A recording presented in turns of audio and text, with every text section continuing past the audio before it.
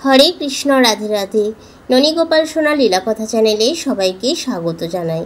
সকল সাধুগুরু বৈষ্ণব চরণেই আমার শতকোটি প্রণাম জানিয়ে আজকের ভিডিওতে আমরা জানব আমি কে, অর্থাৎ স্বরূপত আমি কে। এই বিষয়ে অনেকেরই প্রশ্ন থাকে। আজকের ভিডিওতে আমি এই বিষয়ে সম্পূর্ণ আলোচনা করব। ভিডিওটা কেউ স্কিপ না করে সম্পূর্ণ দেখার অনুরোধ রইল। চলুন তাহলে আজকের ভিডিওর মূল বিষয়ে যাওয়া যাক। জীবনের স্বরূপ হল জীব কৃষ্ণের নিত্যদাস। সর্বব্যাপক পরমব্রহ্মই এক ক্ষুদ্র অংশ। ঈশ্বর যদি অগ্নিপিণ্ড, জীব হল তার স্ফুলিঙ্গ। ঈশ্বর বিভু চিৎ আর জীব অনুচিত। অগ্নির জ্যোৎস্না বিস্তারিণী, তেমনি ঈশ্বর শক্তি অখিল জগৎ আচ্ছাদন করে রয়েছে। তুমি জীব, তুমি তারই এক কণিকা মাত্র। ঈশ্বরের তত্ত্ব যেন জ্বলিত জ্বলন।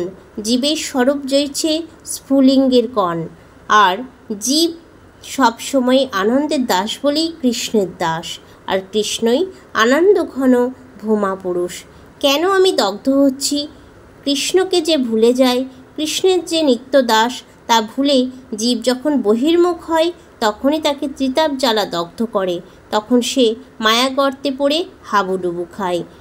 কভু স্বর্গে উঠায়, কভু নরকে ডুবায়, দণ্ডজনে রাজা যেন নদীতে চুবায়। অর্থাৎ কৃষ্ণ বহির্মুখ, তাই সংসার দুঃখের হেতু। সেই মায়ার থেকে, বহির্মুখতা থেকে ত্রাণের উপায় কি? গুরুতে দেবতা বুদ্ধি, প্রিয়তা বুদ্ধি স্থাপন করে অবিচলা ভক্তিতে ভগবানকে ভজনা করাই হলো উপায়। এবার মঙ্গল কিসে হবে? সাধুর কৃপায়, শাস্ত্রের কৃপায়। যদি সাধু ও শাস্ত্রের উপদেশে জীবন কৃষ্ণোন্মুখ হয় তাহলে সে মায়ার কবল থেকে উদ্ধার পেতে পারে। সুতরাং কৃষ্ণ ভজনই হলো সার কথা। সাধু শাস্ত্র কৃপায় যদি কৃষ্ণোন্মুখ হয়, সেই জীবন নিস্তরে মায়া তাহারও ছড়াই। কে কৃষ্ণ? কৃষ্ণ আমার একমাত্র প্রভু, একমাত্র ভ্রাতা, একমাত্র প্রাপ্য। আর সেই প্রাপ্তির সাধনই হলো ভক্তি। ভক্তির থেকেই প্রেম, আর সেই প্রেমই হলো মহাপ্রয়োজন।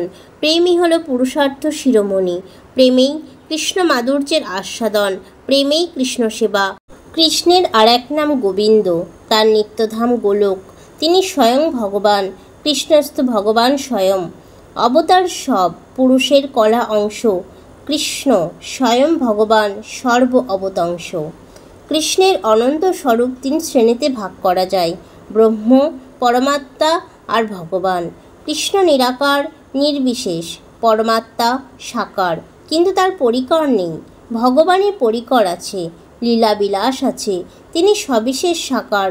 জ্ঞান সাধকের কাছে ব্রহ্ম, যোগ সাধকের কাছে পরমাত্মা আর ভক্তি সাধকের কাছে ভগবান প্রকাশিত।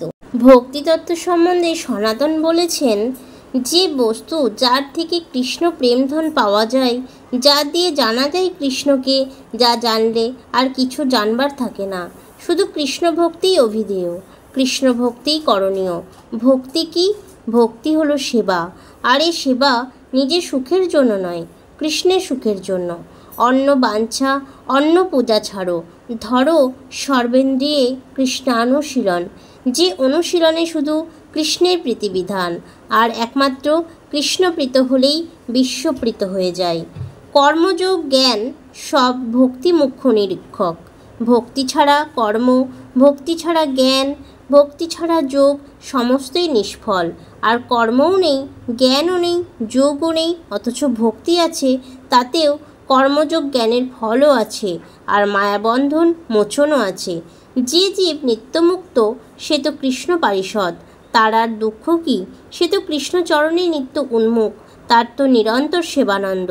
কিন্তু যে নিত্যবদ্ধ তারই তো অশেষ দুর্গতি হয়।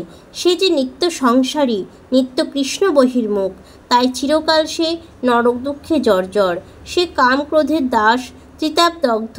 মায়ার শাসনে সে নিত্য দণ্ডিত, নিত্য পীড়িত। তবে তার উপায় কি আছে? উপায় হলো সাধু বৈদ্য।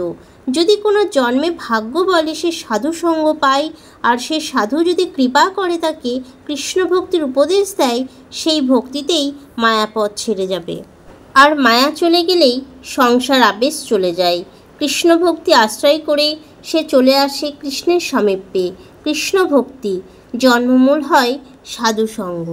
আর মায়া চলে গেলেই সংসার আবেশ চলে যায়। কৃষ্ণ ভক্তি আশ্রয় করে সে চলে আসে কৃষ্ণের সামীপ্যে।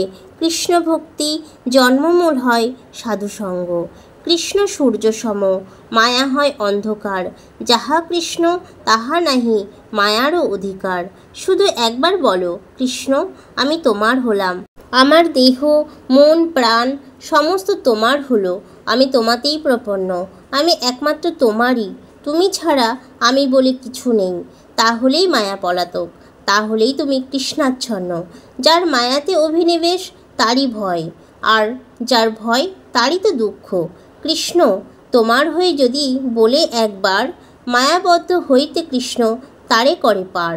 অর্থাৎ আমার শরণাগত হয়ে যে একবার মাত্র বলে হে কৃষ্ণ আমি তোমার, আমি তাকে সর্বদা অভয় দিয়ে থাকি। শরণাগতকে রক্ষা করাই আমার একমাত্র কর্তব্য। অন্যকামী হয়েও যদি কেউ কৃষ্ণ ভজন করে, প্রার্থনা না করলেও কৃষ্ণ তাকে চরণ দান করে বসেন। কৃষ্ণ কৃপায় কাজ কুড়োতে এসেও দিব্যরত্ন পেয়ে যায়। নদী স্রোতে যেমন কাঠ ভেসে আসে, কোনো জন্মে হয়তো পেয়ে যায় মোচন উত্তরণের উপায়। শুধু আকস্মিক সাধুসঙ্গ থেকেও পেয়ে যায় কৃষ্ণরতি। মহৎ কৃপা হলেই ভগবত কৃপা, তাই ভগবত কৃপা ভক্ত কৃপা সাপেক্ষ।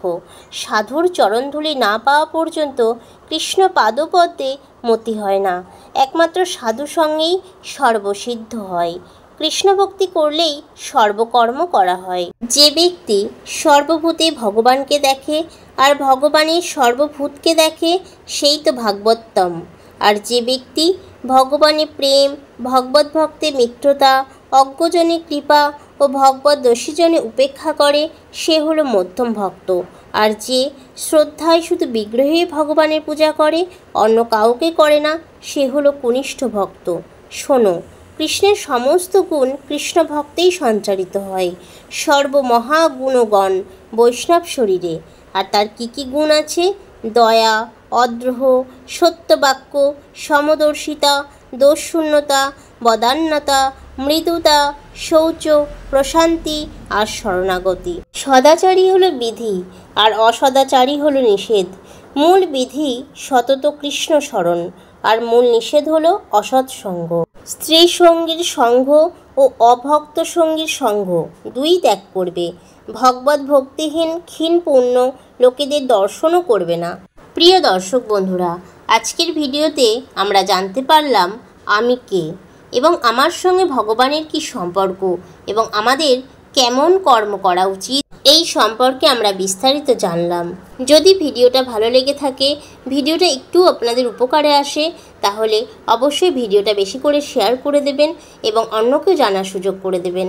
এবং আপনি যদি আমার চ্যানেলে নতুন হয়ে থাকেন, তাহলে চ্যানেলটিকে সাবস্ক্রাইব করে পাশে বেল আইকনটা প্রেস করে দিন এই রকম ধর্মীয়মূলক ভিডিও পাওয়ার জন্য। সবাই খুব ভালো থাকবেন, সুস্থ থাকবেন। দেখা হবে আবার পরবর্তী ভিডিওতে। হরে কৃষ্ণ কৃষ্ণ কৃষ্ণ হরে হরে, হরে রাম রাম রাম হরে হরে। হরি হরি বল।